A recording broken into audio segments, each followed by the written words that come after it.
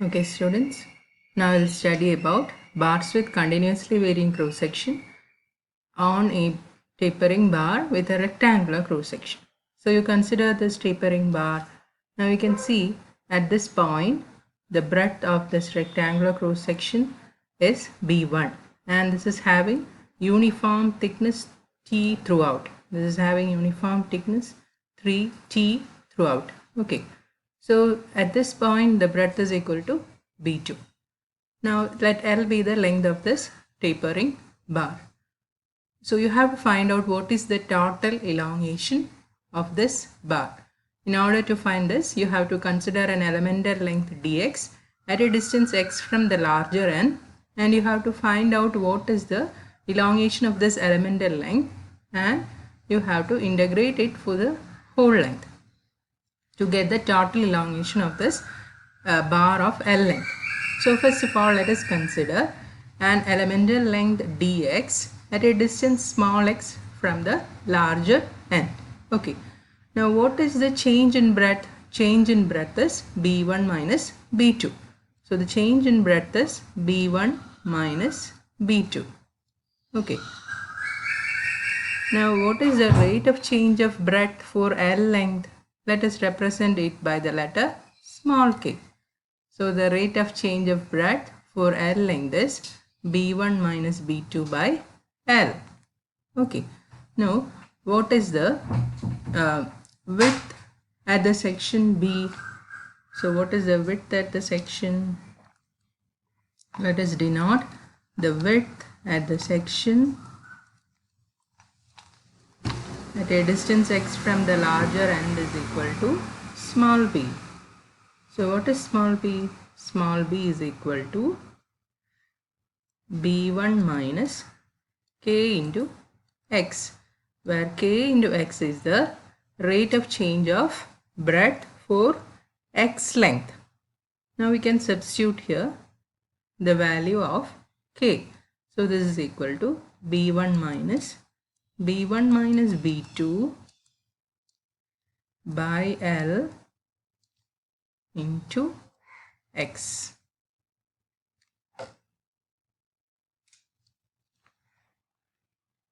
Okay, so where k is b1 minus b2 into L, that is the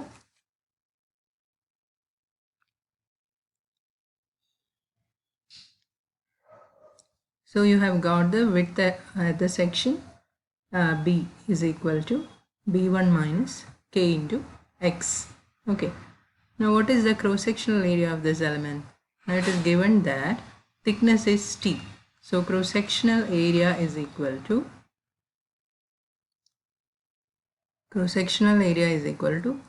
b into t. So this is equal to b1 minus k into x into t. Okay. So since the force acting at all sections is P only, we can write the extension of the element or the elongation of the element dx is equal to, you know the equation, PL by AE. Elongation of the element is equal to L is dx, P into dx divided by area at the section dx into E. Okay. So what is the area P into dx divided by breadth is b1 minus k into x into t into e. Okay. Now we have to find out what is the total extension of the bar. So in order to get the total extension of the bar, we have to integrate the elongation of the elemental length. So the total elongation of the bar is equal to integral of 0 to L P into dx divided by b1 minus k into x into t into e. Okay, so let us take the constant part outside.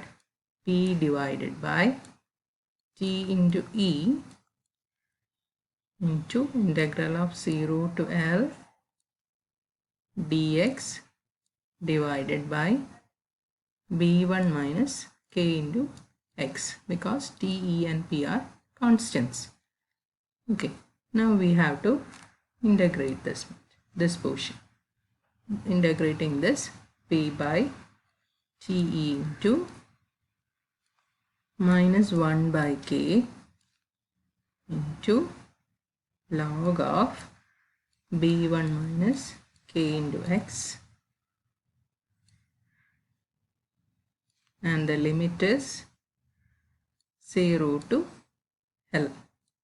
Okay, so this is equal to p by t e k into minus log of b1 minus, we are applying the limit, b1 minus b2, that is k, divided by L into x.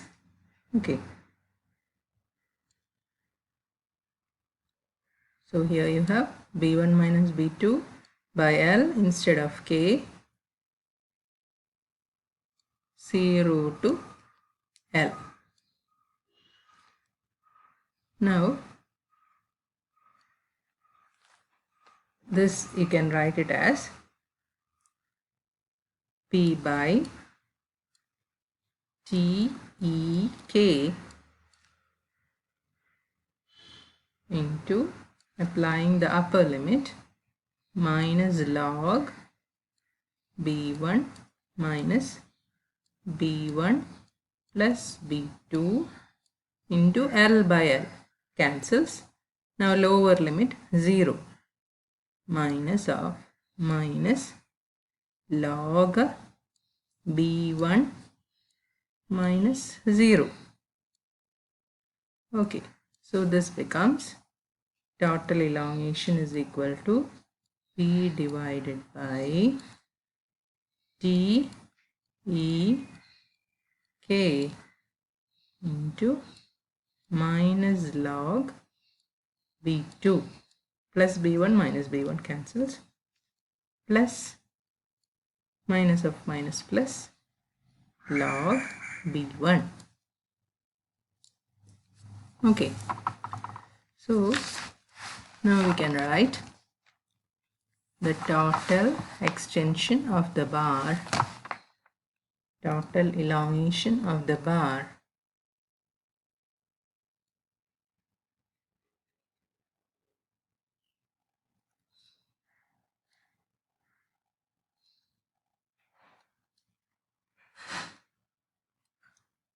equal to P into L divided by thickness T index modulus of elasticity into change in breadth B1 minus B2 into log of B1 by B2. Okay, so this is the elongation for the length L, delta L. Okay, because here you have substituted k is equal to b1 minus b2 by L. So you get the equation p into L by t into b1 minus b2 into log b1 by b2, where b1 is the larger breadth, b2 is the smaller breadth, L is the length of the tapering bar, P is the load, axial load, T is the thickness which is constant, E is the Young's modulus of elasticity. So you have got three equations. For a bar with uniform cross section, it is 4 PL divided by pi d square into E. Okay, now this is for a bar with uniform cross section subjected to axial load P. Okay, now if I have a bar with uniformly varying cross section like this, and here This is a tapering road with circular cross section subjected to a load P, and the diameters are, this is D1 and this is D2. Here the diameter is D, and you can write here delta L is equal to 4 PL by pi into D1 D2 into E. Now if you have the tapering bar with uniform thickness, while the breadth varies like this, and the breadth be B1 and B2, and thickness is T. Thickness is T. Now you can write delta L is equal to PL by TE into B1 minus B2 into log of B1 by B2. Okay, L is the length is same for all these sections, and P is the axial load. P is the axial load. Here also L is the length